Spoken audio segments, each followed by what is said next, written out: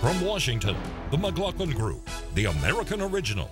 For over 3 decades, the sharpest minds, best sources, hardest talk. Issue 1, Super Week. She wants to make America whole again, and I'm trying to figure out what is that all about. Make America great again is going to be much better than making America whole again. Instead of building walls, we're going to break down barriers and build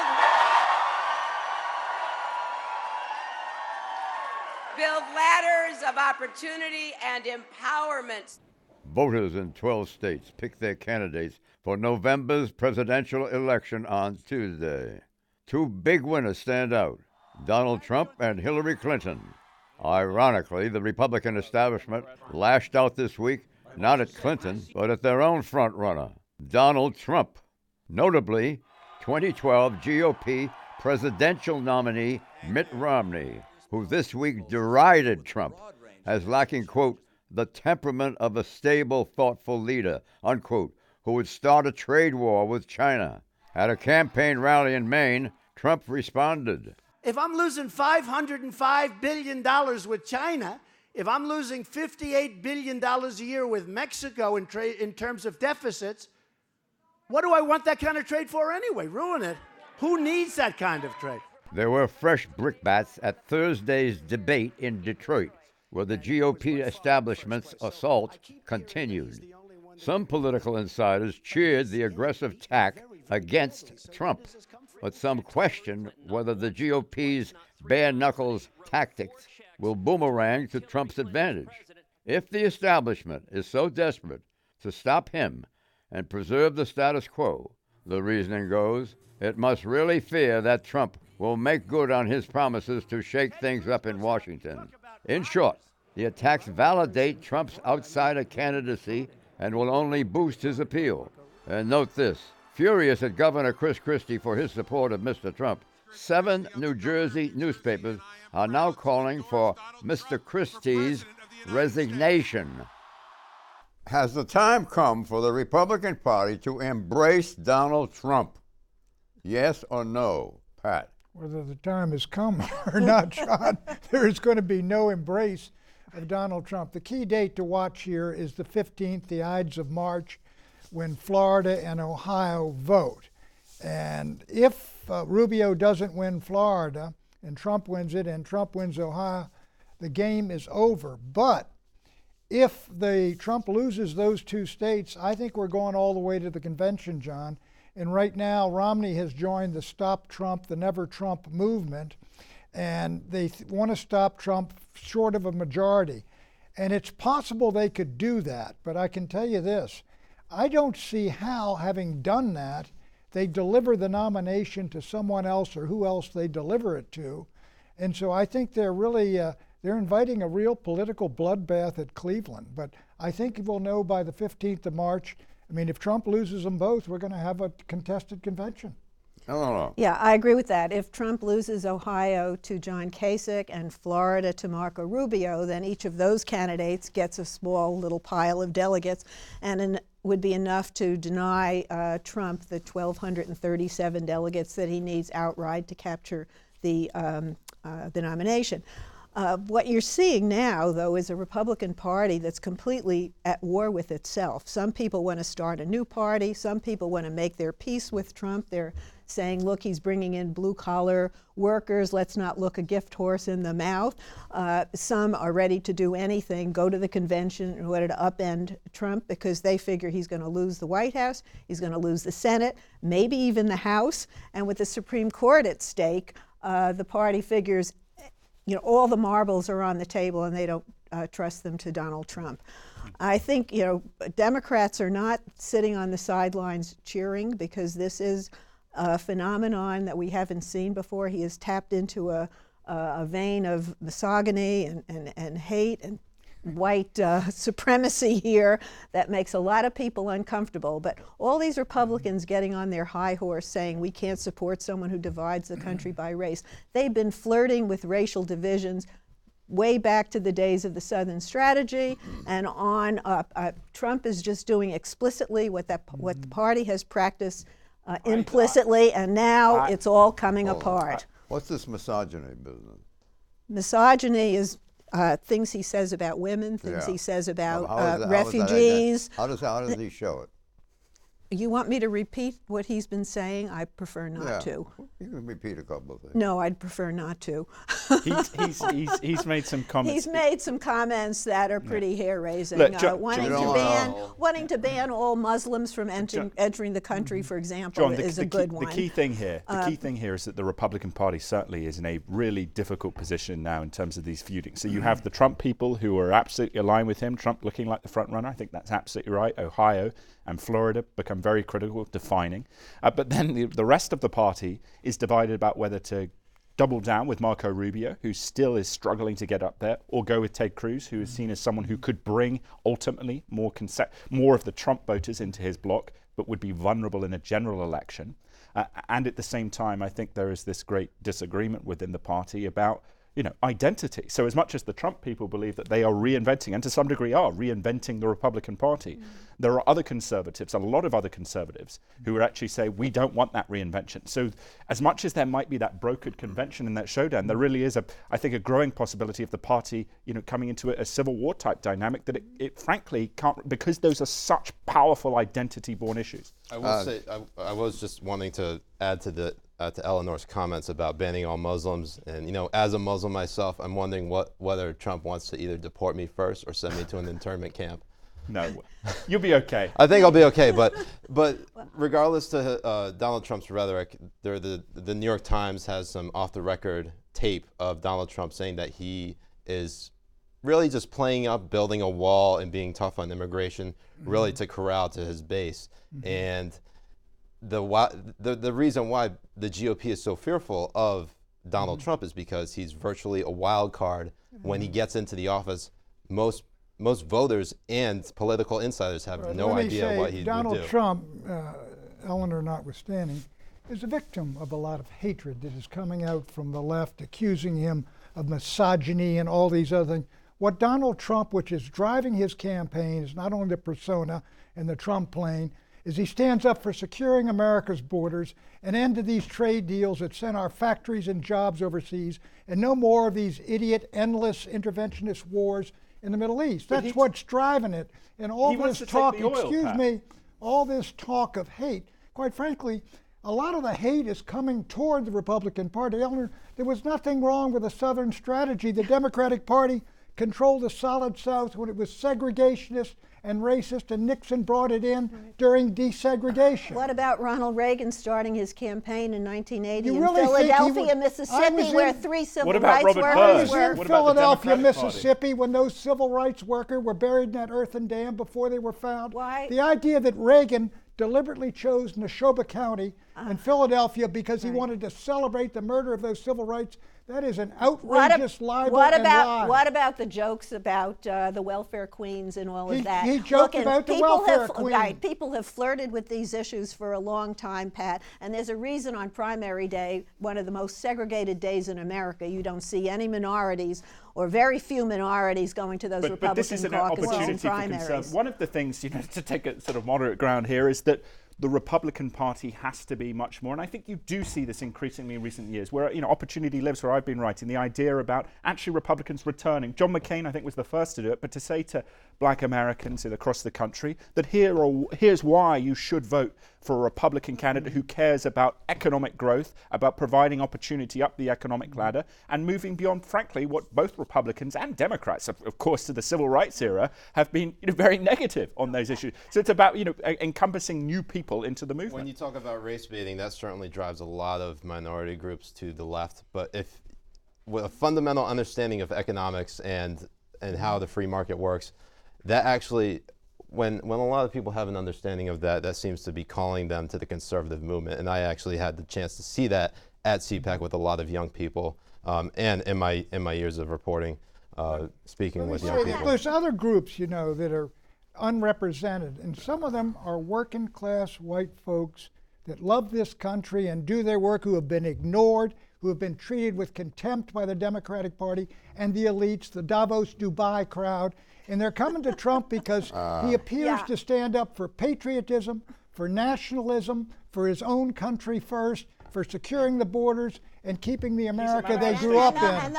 And those people have seen through the Republican establishment, and the Republican establishment has not delivered for them. And from my perspective, I agree with you that Donald Trump, I would support Donald Trump above anybody else on that stage, except maybe for Kasich. But I think Trump does understand the woes of the working class America, and he's bringing those voters into the process, which is good for the Republican Party, and those people do need to be paid attention to. And that is absolutely true. And I get from this campaign, especially talking to people, why a lot of why there is that deep vein of anger talking about. My grandfather, a great example, that he just has no time for really anyone but Trump because it's a manifestation of anger. But the problem from my perspective is that Trump isn't just an orator providing an angle for that anger. He is someone that really at a sociopathic level is unstable. I mean, the way that he cannot deal with criticism, the way that he threatens to sue the press. I mean, he wants the world to be his stage, but he would turn it into.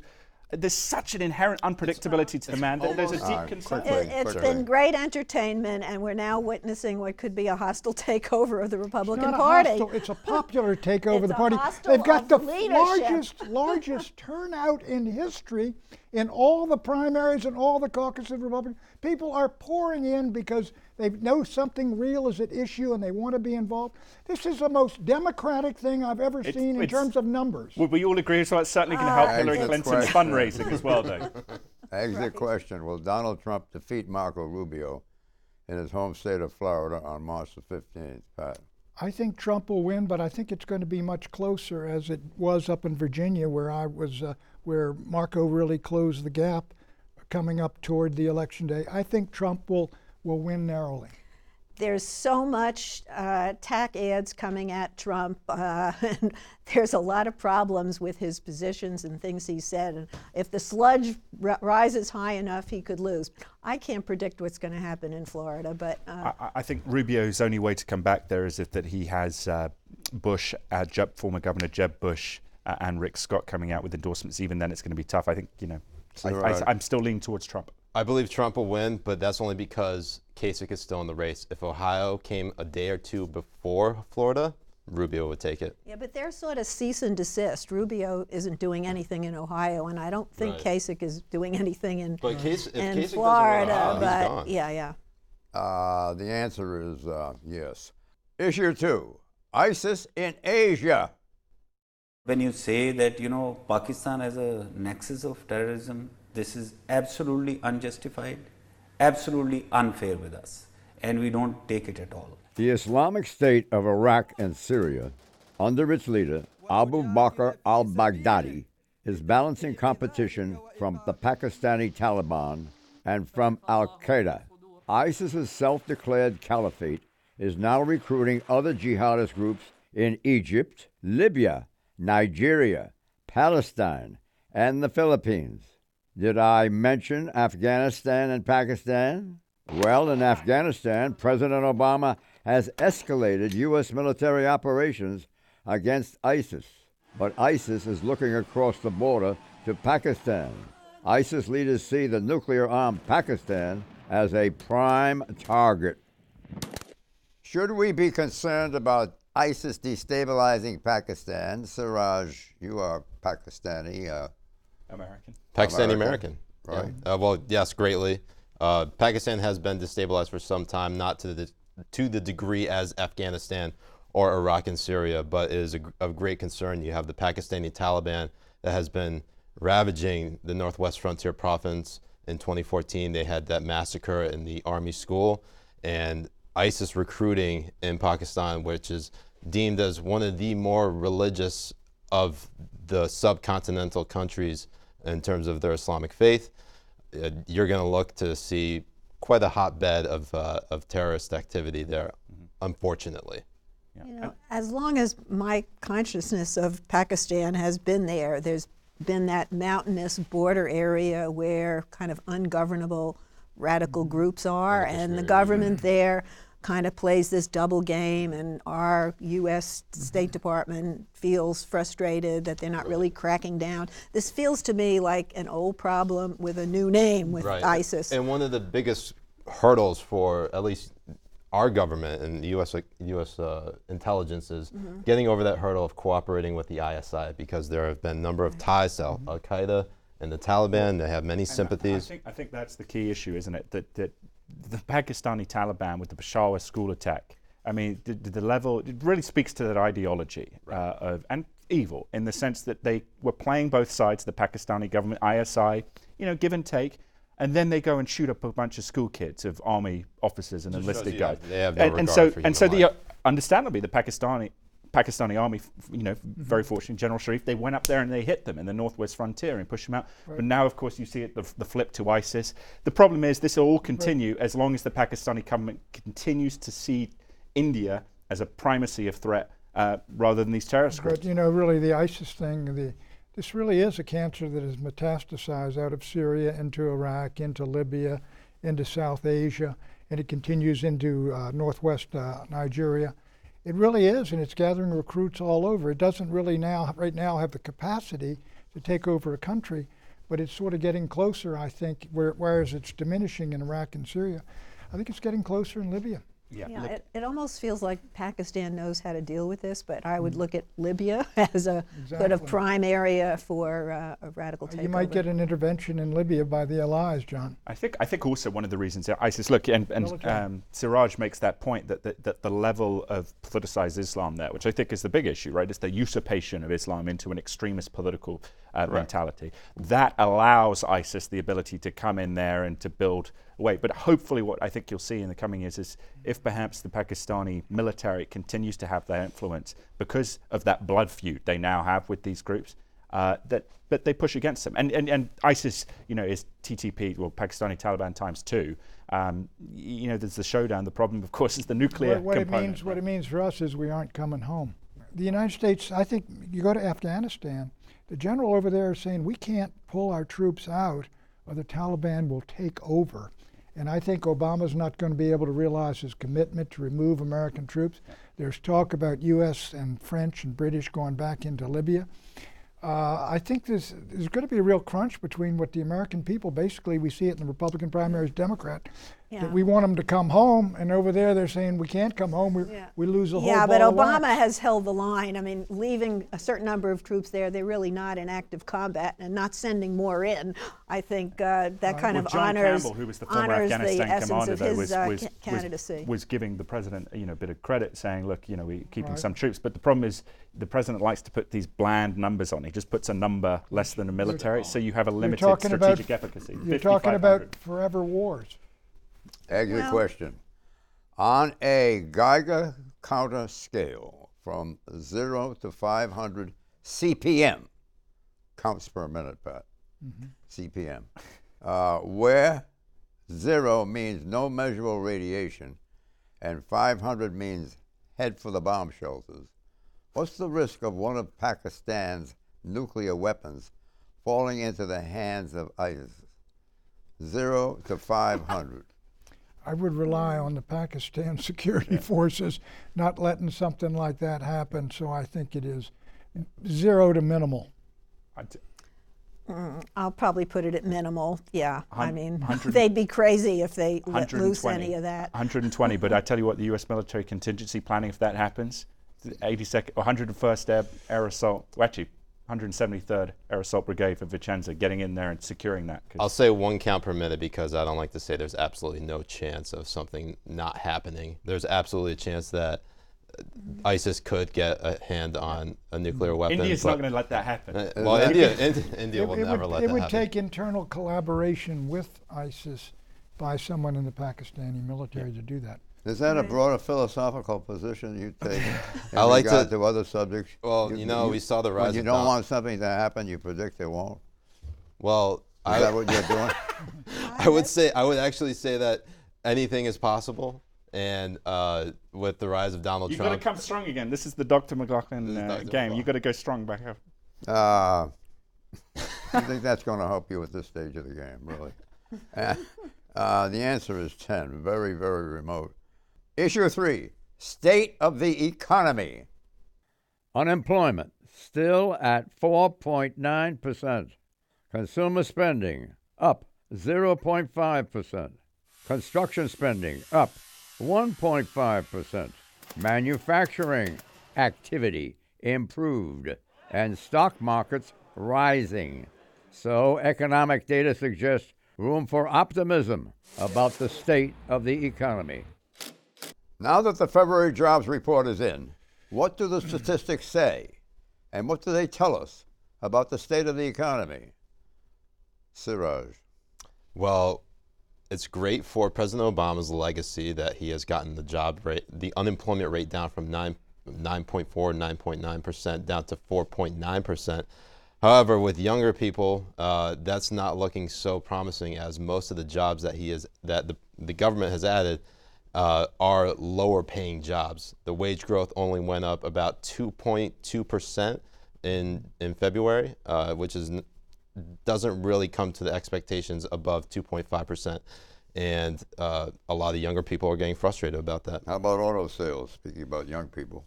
Well, young people aren't buying cars, they aren't buying houses, and a lot of them are still living in their parents' basement.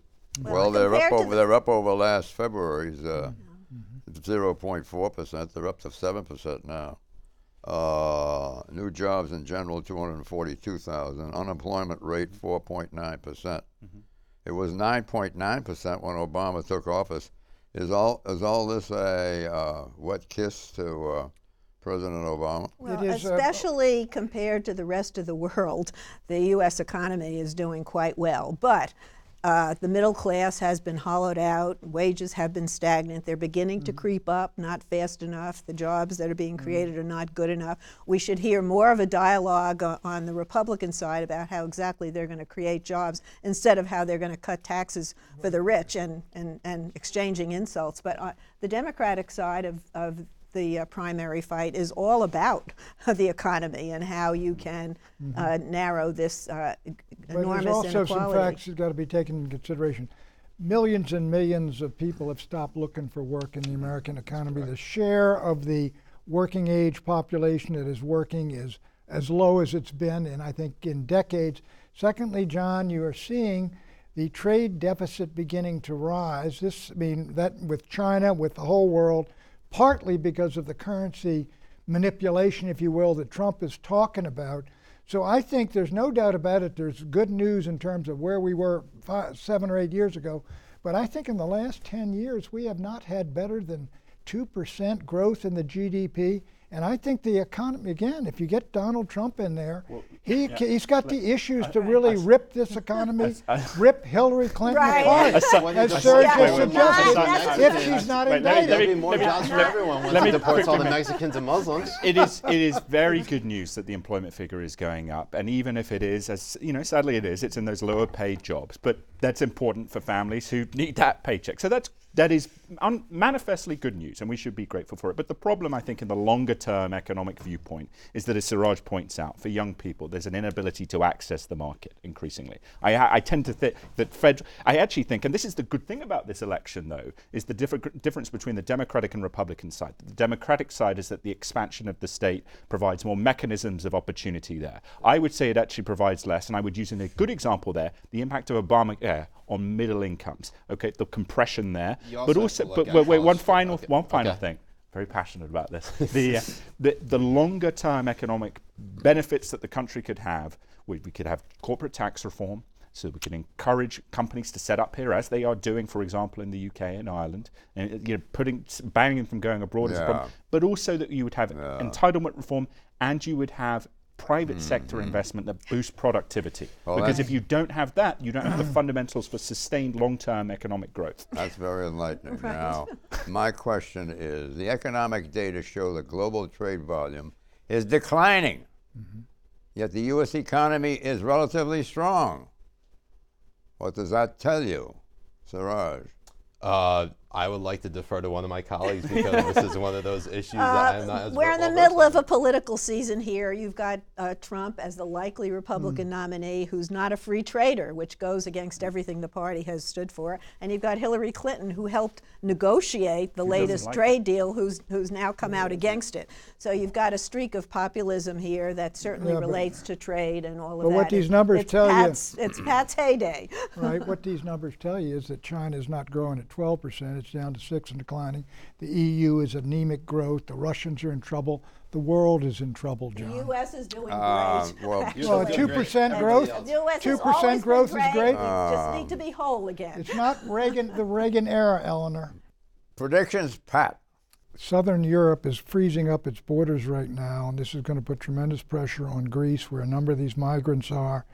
And as the spring comes and the seas calm, there's going to be a huge influx from the Middle and Near East. And this crisis, I think, is going to come very fast, and it's going to be a real crisis of the survival of the EU. Eleanor. Colorado hauled in $35 million based on its regulation and taxation of marijuana. It's a beautiful number to support its schools, and it's going to add to the interest that other state governments have in regulating and taxing marijuana sales. Jeb Bush and Governor Rick Scott of Florida will both come out and endorse Marco Rubio before the Florida primary. You know about this show component? I do. Are you prepared for it? I'm ready. You're going to bring a lot of Siraj Hasmi to it? I'm going to bring so much Siraj Hasmi to it. Good. Hit us with it. Clinton staffer was granted immunity by the Department of Justice. I could see an indictment happen around the convention time on Hillary Clinton. Of Hillary Clinton. It's a good prediction. Go ahead. Yeah, Don't let me interrupt you. We'll come back and check on the accuracy of that. I predict the UN Security Council's unanimous sanctions against North Korea will have little or no effect on Kim Jong-un, escalating the deployment of nuclear warheads, forcing China to intercede, lessening tensions in the region. Bye-bye.